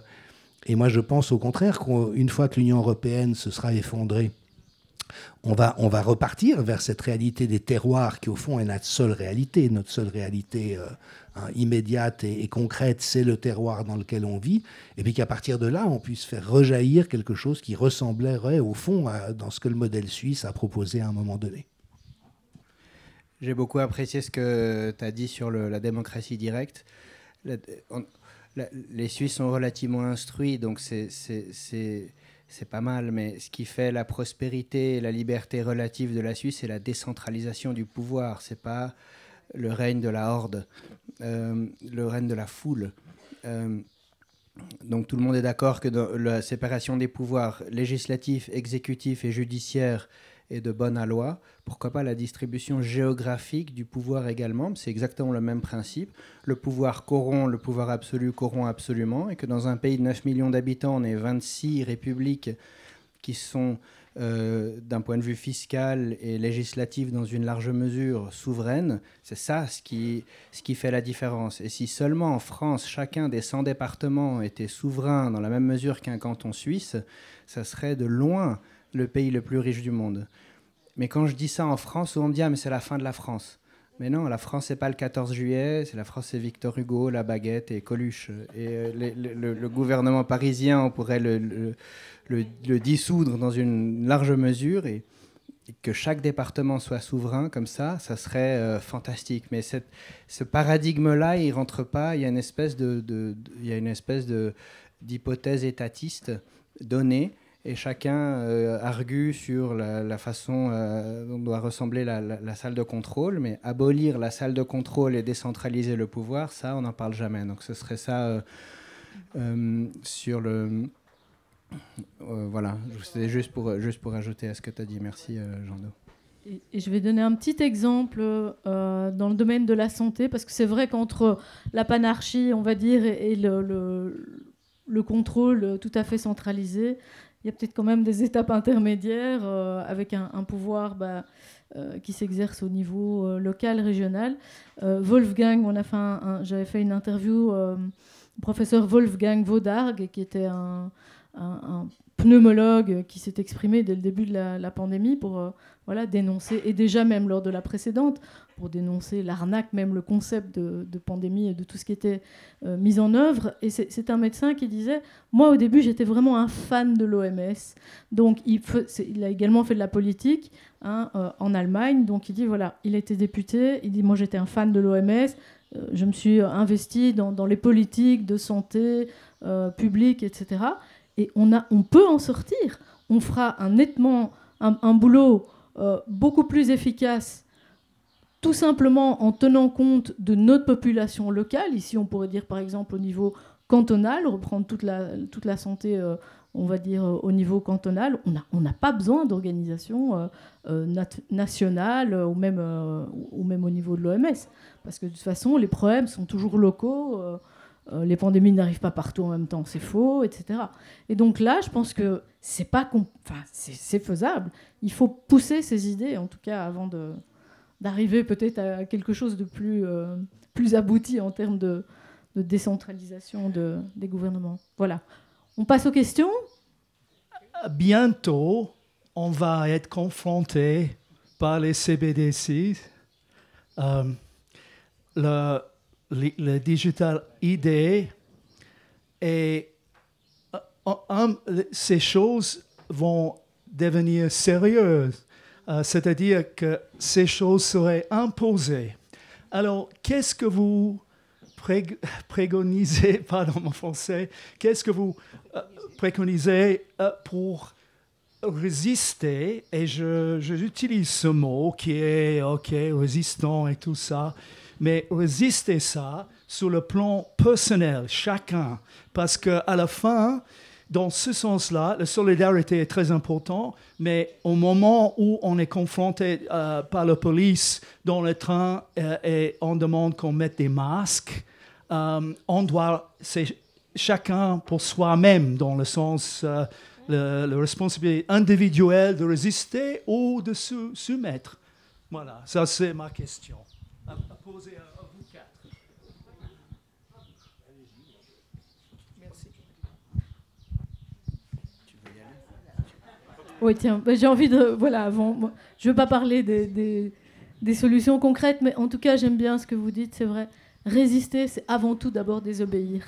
Et donc, on n'a pas toujours les moyens, entre guillemets, d'être isolé dans son coin, etc. Mais il faut avoir le courage de désobéir, et tant que c'est possible, moi, je l'ai fait énormément. Parfois, c'est vraiment difficile, mais je l'ai fait pendant toute la pandémie, par exemple.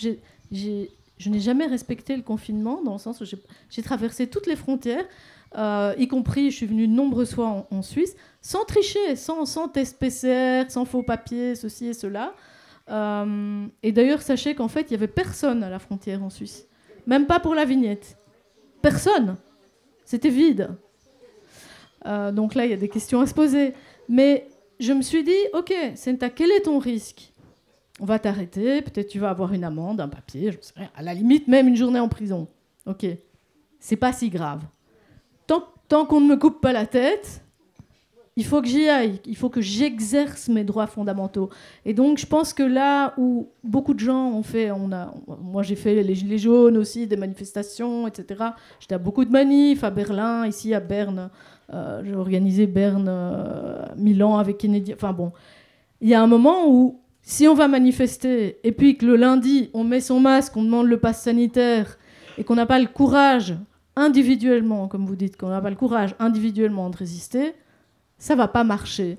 Donc c'est vrai qu'il y a un moment où il faut se dire, bon voilà, j'entre dans le truc, je sais que je vais me faire éjecter, mes enfants étaient très fâchés parce que j'allais dans les magasins sans masque, et puis après, je ne savais plus rentrer dedans.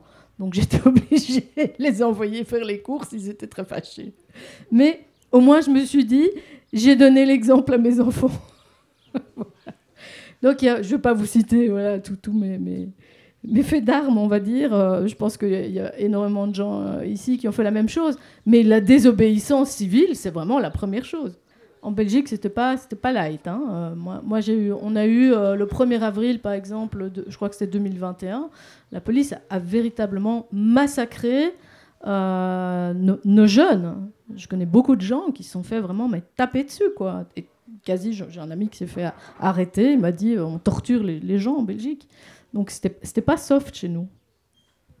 Pour reprendre ce que Senta a dit, j'ai l'impression que c'est presque d'un point de vue spirituel, mais il y a besoin du consentement. C'est que retirer son consentement, c'est pas aussi difficile que ça. Les CBDC vont réussir à l'imposer avec le Universal Basic Income. Et Et donc, c'est pas juste désobéir, c'est renoncer aux fruits. On vous dit 4000 balles par mois gratos, mais c'est BDC. Et qu'est-ce que vous faites? C'est ça le Faustian bargain. C'est ça qui va être difficile. C'est pas tant de refuser de monter dans les trains. Ça va être de renoncer aux fruits du système corrompu. C'est le pacte avec le diable. Et donc, c'est pour ça que je répète souvent, à chaque fois que j'en ai l'occasion, que la démarche, elle est individuelle. Le but n'est pas de refuser parce que ça va aider le monde ou parce que le courage est contagieux, etc. Si c'est le cas, tant mieux, mais c'est un effet secondaire. C'est personnellement, moralement, je ne peux pas participer. Si moi, j'ai pas mis la muselière, c'était pas pour convaincre qui que ce soit. C'était parce que je ne peux pas me permettre d'être un collabo. Et même si je suis le seul à agir de cette façon-là, je préfère ne pas être le seul, évidemment, mais même si je suis le seul, ça ne change rien. De toute façon, je dois le faire. Donc les CBDC, s'ils cherchent effectivement à l'imposer, c'est comme ça qu'ils vont l'imposer. Et la preuve de la nécessité de ce consentement, je la prends dans un exemple simple, c'est la complexité qu'a dû atteindre la propagande désormais. À l'époque de ma mère, qui était américaine, tous ses camarades de classe masculins sont morts au Vietnam, parce qu'elle est dans une région pauvre de Pennsylvanie. À l'époque, il suffisait de dire « faut aller bombarder les jaunes » et puis voilà. Et puis tout le monde ship to Vietnam. Aujourd'hui, il faut les algorithmes, la psychologie inversée, 3 niveaux de propagande, etc. Donc, dans la mesure où chaque mensonge est vendu dans une boîte de vérité, au bout d'un moment, ils auront dû à cette vérité. Ils auront dit à cette vérité. Donc, c'est comme s'il y a un diminishing return. C'est comme si c'est de plus en plus compliqué de convaincre les gens de choses de plus en plus absurdes. Et les CBDC, il y a 30% de la population, en tout cas, si on prend le chiffre des non-injectés en Suisse, 30% des gens qui en ont parfaitement conscience et qui n'en veulent pas. Aux États-Unis, certains États sont en train de chercher à les interdire, etc. Donc je pense que ça va être une provocation. Je n'exclus pas que d'ailleurs que cette histoire de CBDC soit une psychologie inversée de nouveau, qu'on rejette cette caricature de Klaus Schwab qui pour moi relève du casting de James Bond, j'ai jamais vraiment cru, il manque que le chat blanc, et qu'au contraire on aille vers l'inverse, vers l'antithèse, qui est New Age, Kumbaya, le monde des bisounours, on est sauvé, etc. Mais même si le CBDC, c'est effectivement le plan, ça ne sera pas comme ça ex nihilo.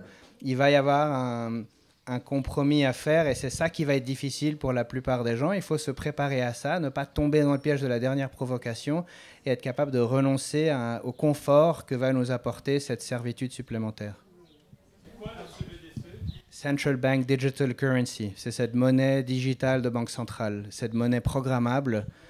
Donc l'euro numérique, mais il y a un consortium de banques centrales qui est en ce moment en train d'élaborer ce projet de monnaie programmable fondé sur la blockchain, qui est une conséquence directe de l'identité numérique. La raison pour laquelle ils ont besoin d'imposer l'identité numérique, c'est parce que le CBDC, ça ne marche pas sans l'identité numérique et le reconnaissent parfaitement.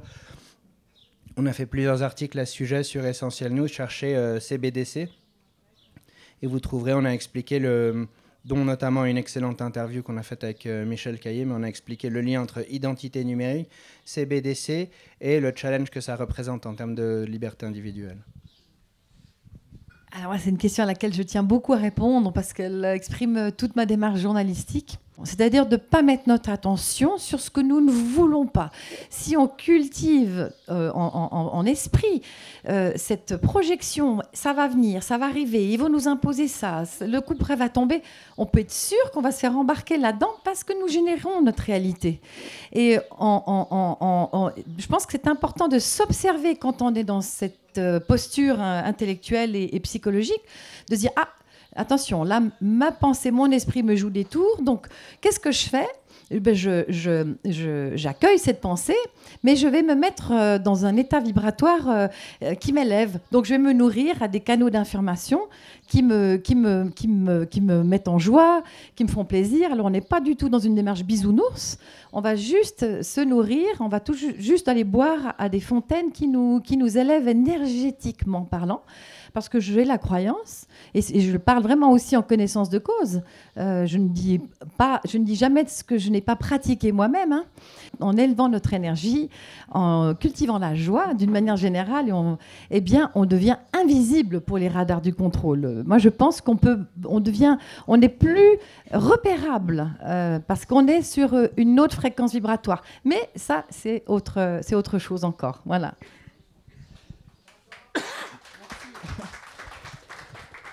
En Belgique, par exemple, on a déjà une puce, je sais pas, sur notre carte d'identité depuis très longtemps. Tout le monde trouve ça normal.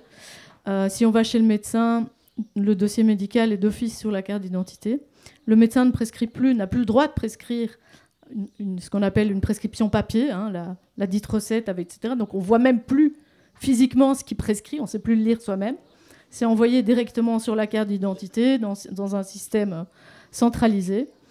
Donc quand on va à la pharmacie, on doit donner sa carte d'identité. Quand on paye dans la plupart des magasins qui font partie de chaînes, on vous demande votre carte d'identité. Oui, c'est pour les points. Les bonus. Madame, le bonus, vous voulez pas les points? Mais si, bien entendu. Et puis, on vous demande votre numéro de téléphone. Ah oui, mais c'est pour envoyer, parce qu'on ne va pas imprimer un ticket papier, vous savez, le carbone, tout ça. Donc c'est pour vous envoyer votre email ou votre téléphone, c'est pour vous envoyer le reçu, le ticket numérique. Donc on est déjà là. Enfin moi, je me dis, on est en train de rédiger des articles. J'ai fait des courses avec mon fils, et lui il a donné tranquille son numéro de téléphone, il donne sa carte partout, il me dit mais toute la galerie a déjà ma carte, maman. Et quand vous dites non, il y a une file derrière vous qui vous regarde en vous dire qu'est-ce que c'est que ce genre de personnes qui résistent. Voilà. Je pense que d'une certaine manière, ça va être inévitable, même en Suisse, même avec la conscience suisse. Et en fait, je remarque que les gens sont entraînés, c'est-à-dire les vendeuses, etc. Ces gens ont été entraînés à une manière de vous induire dans le système. C'est les mêmes phrases qui reviennent. Et donc, eux-mêmes, il y a une forme de brainwashing. Et puis, on vous dit, oui, non, mais c'est pour le carbone, c'est pour ci, pour là, vous voulez bien faire. Vous voulez pas que les autres vous regardent mal. Donc, je pense que d'une certaine manière, on ne va pas y échapper. Là où c'est important, c'est d'avoir des alternatives. Je suis allée récemment dans un hôpital en Belgique. Et là, le médecin est venu, il m'a dit, mais j'ai fouillé l'ordinateur, j'ai rien trouvé. Vous n'avez pas de dossier médical, il n'y a rien. Puis j'ai regardé, je lui ai dit, non, je n'ai pas de médecin traitant, je me traite moi-même. Et puis même si je ne me traite pas moi-même, j'irai voir quelqu'un en privé, en Suisse, en Autriche, quelque part ailleurs, ou un pote, et je n'ai pas envie que ça aille sur ma carte d'identité, je m'en fous, je payerai plus. Je n'ai pas de remboursement, ok, je n'ai pas de remboursement, je ne suis pas dans le système. Et donc là, il faut favoriser ces démarches-là, et le fait d'avoir vraiment un réseau de personnes qui vont participer à Solaris et autres, mais qui vont participer à créer ce système où non, je ne donne pas mes données, on ne rentre pas les données dans le système. Et voilà, ça je pense, c'est la seule alternative que je vois. Je prends la parole parce que vous avez mentionné une décentralisation du pouvoir en Suisse. J'ai reçu régulièrement ces derniers temps les informations de ABF Schweiz, qui est une association assez passablement active par rapport au règlement sanitaire international. En 2024, sauf erreur, il y a eu une motion d'un conseiller national Glarner qui a demandé que les traités de l'OMS soient soumis au Parlement fédéral. Et le Conseil fédéral n'a pas donné suite à cette motion. Ensuite, assez récemment, sauf erreur, le 21 mai de cette année, comme le Conseil fédéral n'avait pas donné suite, un autre conseiller national, Rémi Wisman, a déposé une plainte, sauf erreur, à un organe du Parlement fédéral. Je ne sais plus comment il s'appelle. Et là, on vient d'apprendre, enfin, ABF Schweiz vient d'envoyer un communiqué pour dire que le Conseil fédéral ne tenait donc pas compte de la motion de Glarner, ne tenait pas compte en fait de la plainte de M. Wisman, et ne tenait pas compte non plus d'une consultation. Il y a eu 1800 personnes ou organes qui ont répondu à la consultation du Conseil fédéral, donc n'en tenait pas compte non plus, alors que semble-t-il, il y a une majorité des personnes qui sont prononcées, donc quand même, qui ont été critiques par rapport à ce règlement sanitaire international. Donc, en fait, ça veut dire quoi? Que le Conseil fédéral décide tout seul que ces amendements, il n'a pas l'intention de s'y opposer en tout ou partie. Et il semblerait que déjà le Conseil fédéral n'a pas du tout le droit de contourner une décision parlementaire. Oui, si je vous entends bien, enfin, si je peux résumer un peu, en fait, on agit hors la loi. On est face à des gouvernements c'est totalement. Je sais pas s'il y a qui quelqu'un qui agissent peut... hors la loi. Et Ouais. on le voit partout, même le traité OMS, il n'a même pas été voté selon les règles de l'OMS. Il n'a même pas été voté. Ouais. Ouais. Il y a un type qui est venu, il a dit est-ce que quelqu'un a une objection à ce qu'on adopte Ah oui, non, personne n'a d'objection. Ah ben, c'est bon, c'est adopté. Et donc Mais ça, bon, c'est quelque chose qu'on voit partout, effectivement. Oui, tout à fait. Là, le principal, c'est qu'il faut que les gens comprennent ça. Bon, je ne sais pas comment vous voulez réagir à ça. Est-ce qu'il y a un juriste aujourd'hui qui peut nous dire si le Conseil fédéral est effectivement dans la totale illégalité lorsqu'il contourne le Parlement fédéral? Ça, c'est une chose. Et puis, en plus, le règlement sanitaire international, en principe, c'est pas prévu qu'il soit soumis au Parlement fédéral, contrairement au traité sur les pandémies. Enfin, voilà, c'était juste pour dire que c'est un sujet important à ces jours. Et puis, voilà. Alors, merci beaucoup pour votre intervention qui illustre le fait que dans l'effondrement d'un système, tout ce qui fonctionnait avant ne fonctionne plus. Vous avez utilisé le mot droit. C'était pour nous faire rire. Qu'est-ce qu'on a traversé depuis 5 ans? Tout ce que vous décrivez et qui est le textbook de la démocratie parlementaire ne fonctionne plus. Donc bien sûr, c'est très choquant. Cela dit, le vieil anarchiste va sortir la tête hors de l'eau. Parce qu'au fond, je comprends vos préventions et vos inquiétudes. Mais à mon avis, le vrai enjeu n'est pas là où on dit. Parce qu'en réalité, tout l'historique de vos déplacements au cours des 15 dernières années, si vous aviez un smartphone avec vous, est retraçable. Il y a une mémoire éternelle et par trigonométrie des antennes de téléphonie mobile qui se sont activées, on peut savoir de seconde en seconde où et quand vous étiez. Donc, pour moi, le problème n'est pas tellement un problème de technique ou de modalité, mais d'anarchisme. Qu'est-ce qui fait que des gens s'arrogent le pouvoir de contrôler et de surveiller vos vies? J'avais fait une intervention à la Cité des Sciences de la Villette en 2008 autour de la biométrie et je disais en fait ce que la biométrie prévoit, c'est de nous déposséder de notre droit de nous nommer. Parce que tant qu'il n'y a pas de biométrie, c'est à vous qu'il revient de dire « je suis Senta, je suis Jean-Dominique » et quelqu'un qui ne vous connaît pas déjà ne peut pas savoir qui vous êtes. Hein, d'où Ulysse qui a répondu « personne au cyclope ». Et puis tout d'un coup, il y a des systèmes qui ont le pouvoir d'accéder à votre identité à votre insu. Mais donc pour moi, le problème n'est pas le système, la technologie, elle avance. C'est qui a le pouvoir d'avoir accès à une information et comment se fait-il que nous ne veillons pas à mettre en place les garde-fous? Parce que ce qui est intéressant, c'est que même le revenu minimal ou la monnaie centralisée, soyons fous, s'il y a tous les garde-fous pour s'assurer que personne ne peut accéder à la confidentialité de ce que vous en faites, pourquoi pas? Moi, en France, quand je vois les SDF dans la rue à Paris, mais c'est épouvantable. C'est des jeunes de 18, 20 ans, des migrants, bien sûr, des enfants, mais aussi des Français qui sont là dans la rue. Ben, un revenu à 3 000 € par mois pour tout le monde, franchement, je ne vois pas philosophiquement ce que ça aurait de choquant. Effectivement, ça peut être piégeant, mais le système du salariat, c'est quand même vendre sa vie contre un beefsteak. Est-ce que c'est vraiment le modèle de l'émancipation? Donc on est comme ça dans une espèce de remise en question d'à peu près tout. Mais pour moi, la question, ce n'est pas tant les systèmes que cette question fondamentale de qui possède l'information et qui a le pouvoir d'en faire usage. C'est plutôt là que ça se joue en réalité. Donc je trouve que c'est aussi un aspect intéressant de cette fuite en avant qui nous inquiète. C'est qu'au fond, moi j'ai l'impression que ce sont dans l'ensemble des plutôt bonnes idées, mais qui, dans un bon système pervers, sont mis en avant pour permettre quelque chose d'abominable. La ville de 15 minutes, l'idée de pouvoir trouver à proximité de chez soi, dans un rayon de 15 minutes, à peu près tout ce dont on a besoin. Et ce n'est pas plutôt une bonne idée? Plutôt que d'avoir des régions désertiques, et puis des villes où tout le monde s'entasse, où les loyers explosent. Vous voyez ce que je veux dire? En soi-même, ce n'est pas choquant. Là où ça devient choquant, c'est si on envisage de vous enfermer dans un rayon de 15 minutes autour de vous. Donc c'est là où pour moi c'est une question d'anarchisme au sens noble du terme. L'anarchisme, ce n'est pas le refus de tous les systèmes de pouvoir, c'est l'acceptation de l'autorité quand elle fait grandir et qu'elle garantit un bon fonctionnement et le refus de tous les systèmes de pouvoir qui asservissent. Donc après c'est des questions de langage, je veux dire panarchie, ça me va bien aussi. Mais tout ça pour dire que tout ce qui nous inquiète autant, vous voyez ce que je veux dire, j'ai l'impression que notre inquiétude elle n'est pas exactement au bon endroit. Et puis, par ailleurs, en ce qui concerne le CBDC, la bonne nouvelle, c'est que tous les pays où ça a été essayé, ils sont revenus en arrière. De la Suède au Nigeria. Moi, j'adore les billets de banque. Je trouve que le doux son d'un billet de banque à l'oreille est délicieux. J'aime bien le côté charnel de payer avec ça. Je sais qu'il n'y a pas 3% qui vont pour des banques, etc. Donc, je pense qu'on est encore attaché à ça, mais que la nouvelle génération, elle est déjà au-delà. Vous voyez, même la feuille d'impôt, ça les emmerde.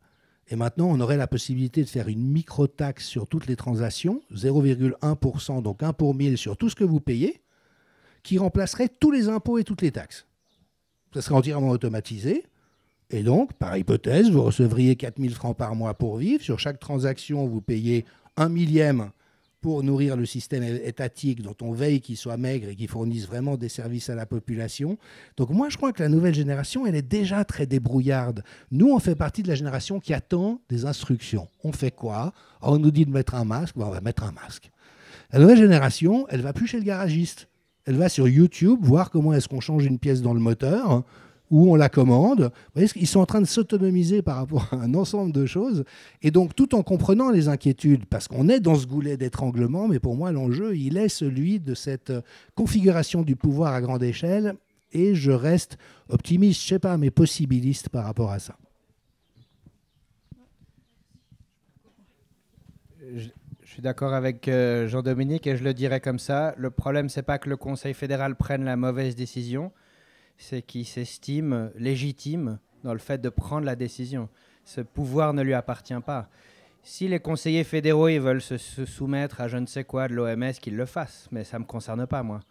Et donc, c'est ça la logique de la décentralisation. Et je connais bien ABS Schweiz, d'ailleurs. Je participe à leur hébergement web et c'est très important ce qu'ils font. Et c'est bien de résister où on peut résister. Mais je n'ai pas envie de dire au Conseil fédéral, fais ceci plutôt que ça. C'est retirer ce pouvoir qui est totalement illégitime et qui devrait, les conseillers fédéraux, ça devrait n'engager qu'eux-mêmes, se gouvernent eux-mêmes. Et on est tous souverains de droit divin. Quelque chose qui n'a pas été dit, mais c'est que la Terre est vaste et que la surpopulation est un mythe.